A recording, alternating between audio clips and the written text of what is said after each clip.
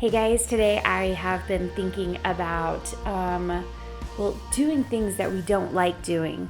And that is the very interesting thing about owning a design business. We usually have gotten into this business because of the thing that we like doing. We like being creative, we like being artists, we love all the recognition that comes with being a designer. But there are still things, just like in regular business, that is not fun to do. Now, why was I thinking about this? This last weekend, at the time we're recording this, I spent 3 days doing a software transfer. And it was unpleasant, mostly because it was unknown. So one of the crazy things about being any kind of business owner is that very often, especially of a small business, you have to get your feet wet in all kinds of realms that aren't things that make me feel very comfortable. Anyway, I was doing this huge software transfer, which meant we had to move a whole bunch of contacts over into another system, and we had to realign everything that was going on in the software, rewrite everything. And it actually, just doing this one software transfer, I actually had to be in 4 other softwares to make this one software transfer happen. Had I ever done anything like this before? No, I had not. Did I know what I was doing? No, I did not. And in fact, everything was like a little bit crazy. Like I was just like, I had taken no training videos on the new software. I was just like going in and I was like, I'm going to learn by doing, which is very often how I get around because I just have to be fast, right? So I'm just going to learn by doing and I'm going to get this figured out. And I have to say, after being 3 days in the software, I am actually feeling very comfortable in it.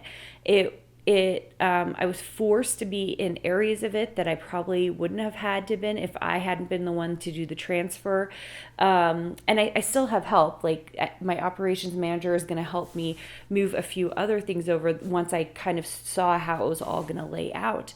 And she's going to help me finish it up. But I just think, as I was going through that process, I was thinking about how often I'm doing things that are difficult and that I don't enjoy doing, and how every time I do it, I gain a little bit more knowledge.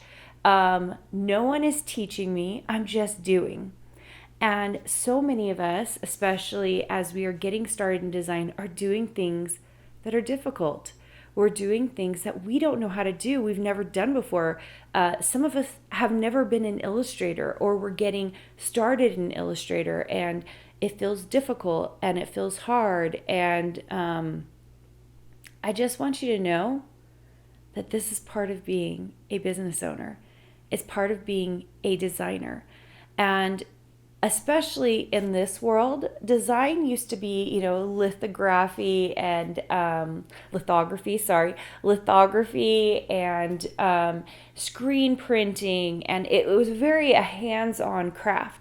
Now, not that it's not still a hands-on craft, but so much of it is digital and learning new softwares and adapting to the new softwares. Oh my gosh, in the last 3 years, there has been more adaptation to new softwares for me than I think ever before. Moving in font softwares, moving to the new Adobe Illustrator on the iPad, Procreate has become so much more, proficient.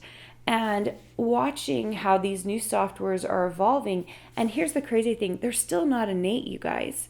They're still pulling from the information that they had from previous softwares. And so sometimes when you can't find something, it's because a developer thought, well, this is where we always have been putting it, so people will easily find it here. And we're not thinking like developers, right? We're thinking about like intuitive human beings and trying to figure out where things go. Now, I will say this, especially those of you who are like, oh, I don't want to learn all the new softwares, Carina. I think one of the coolest things about learning one great software in this industry is that if you can learn one very, very well, it's easier to adapt to the others. For example, when Adobe Fresco and Adobe Draw came out for Illustrator on the iPad, it was a very easy transition for me. Why? Because I knew Illustrator and Photoshop and InDesign so well. Procreate as well was a very easy transition. I understood also kind of all the stuff underneath. A lot of people don't understand the stuff underneath. Let me explain that to you. That Procreate is a pixel program. It works in such a way that I knew that the bigger the screen size, the better the output image was. And so it's going to be easy to transfer it into Photoshop and then figure out how to vectorize it in Illustrator. So if we kind of understand these underlying things, it's really helpful. Same with all the other softwares. It took me about 3 days to learn the font software that I currently use and that I teach in Design Suite. And it was, yes, slightly painful, but because I had already been on all these other softwares, there were elements that made me feel like, oh, I think I can figure this out.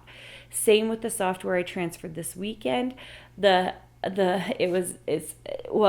an operations software, and getting in there and kind of figuring it out, it didn't feel as painful as maybe it would have 10 years ago, because I've been in so many different softwares that we currently use in my company, and being able to make those transfers didn't feel quite as hard. So it's all a growing and learning process, and the more you do it, the more I was going to say the better you get at it, but really the better you get at being uncomfortable. And there is something to that. The better you get at being uncomfortable doing things you have never done before, and then leading other people to doing it as well, the more you grow as a human being, the more you get better at running a business.